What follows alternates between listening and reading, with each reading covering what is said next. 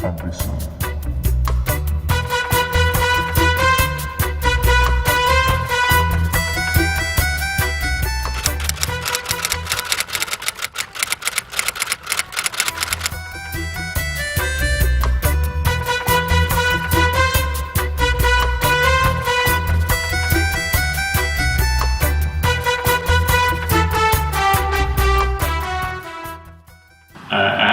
This image in my head around a few of them sitting around and so on.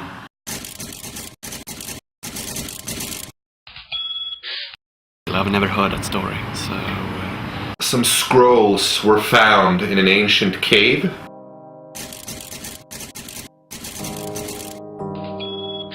They contained a prophecy.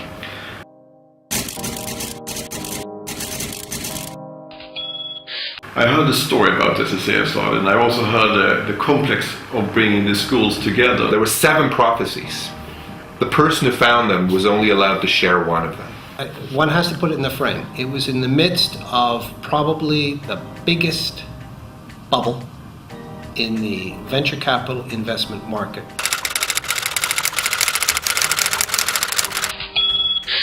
Result of academic entrepreneurship.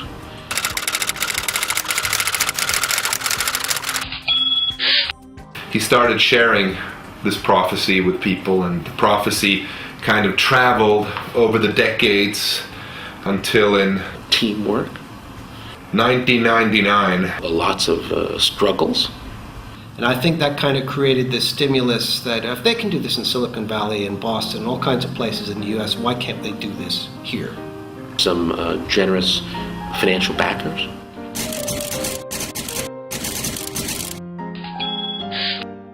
I think it was it must have been Hans Wicksell that came up with the crazy idea that we need to bring people together from the different academic institutions, but I have no idea.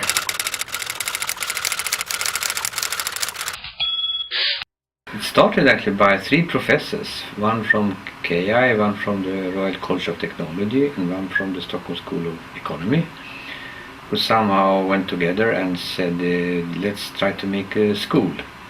And they had a very highly ambitious plan.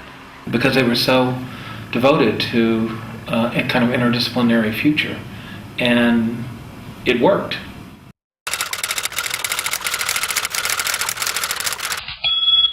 It reached the ears of some very influential people in Sweden. We can call them the Group of 4. And they said it's time to have this prophecy come to fruition. And they captured the imagination of a very far-sighted donor. The motivation for him was, I think he wanted to see more young people taking calculated entrepreneurial risk. Most likely it was something that you met over a beer and then got ridiculously drunk and then, hey, let's start university.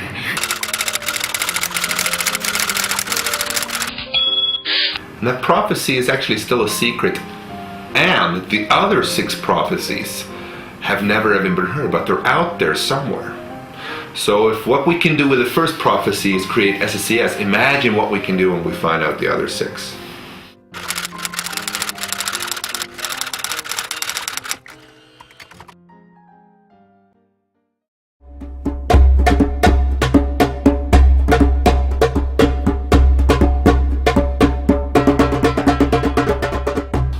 It doesn't mean that it's about starting a business, although it could be. I think the more important question an entrepreneur always asks is, why not? It's not about a small business, but it could be. I can tell you better what it's not.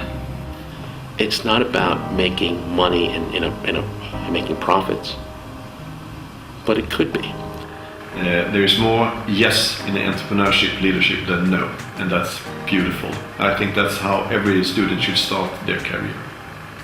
I think for me, entrepreneurship means to build, to bring people and ideas together and really drive something forward. It's like a change that's very popular. It's a feeling of yes, we can. I think that is entrepreneurship for me. More yes than no.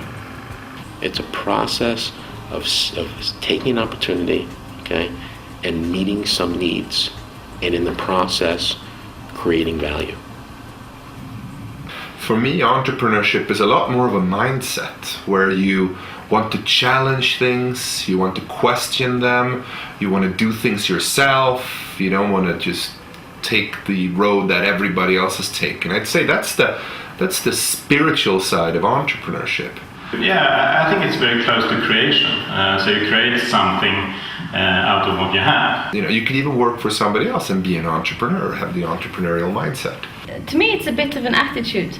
The Stockholm School of Entrepreneurship is a very interesting ongoing experiment where you try to find people from lots of different disciplines, backgrounds, countries, nations, and put them in a room together and see what happens. It's a little bit like entrepreneurship itself. You experiment, you try out something, and a lot of the times it fails or nothing much becomes of it. But then sometimes there's just this kind of magic when people from a business background in Sweden meet people with an engineering background from China, meet people with a medical interest from Italy, meet people with a very strong artistic side from all over the place.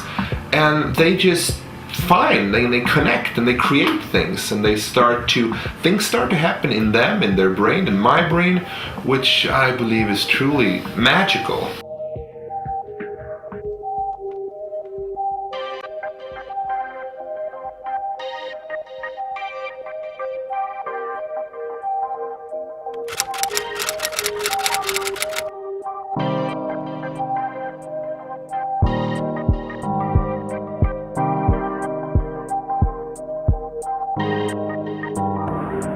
The typical SSES student is a student who is interested in starting their own business, is not afraid of being made fun of. I was so convinced I had to go and do this course. You remember, I was so, because you signed in properly, yes, but and I was not in.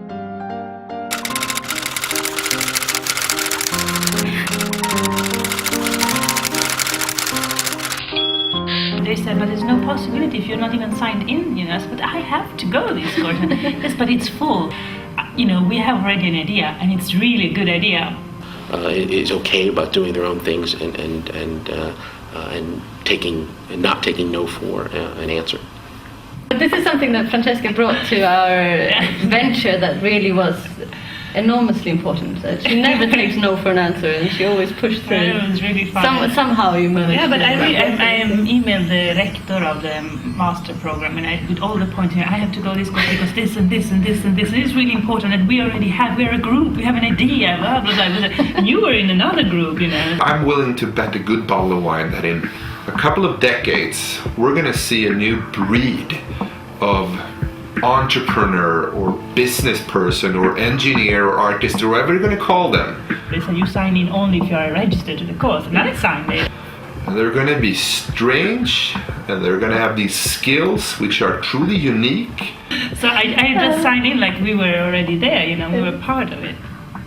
And they're going to be admired for all, you know, for the ability to interconnect and understand other skills, competencies, cultures, disciplines.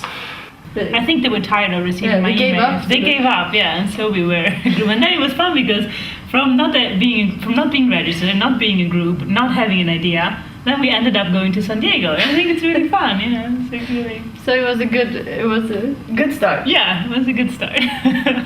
And somebody's going to ask them, you know, where'd you learn this? And they're going to see Stockholm School of Entrepreneurship.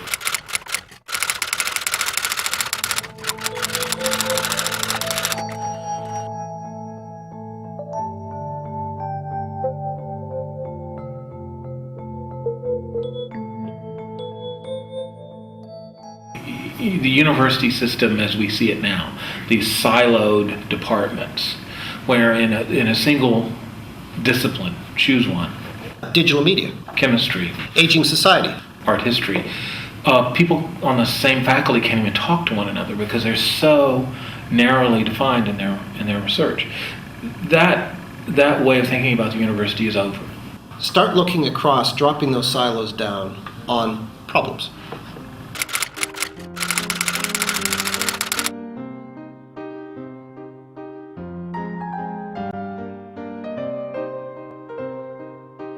Some people are going to find out that they're really not cut out to be an entrepreneur. which is a good thing. It's a good thing to discover that early as opposed to actually putting your money into something and trying to make something go when your heart and your soul really aren't in it. And I've had students like that come to me and say, I just can't hack this. They see the word failure too many times, and you look at their resume and they've never failed. The great model for that is the Titanic, that we learn more about shipbuilding because the Titanic sank than had it been a success.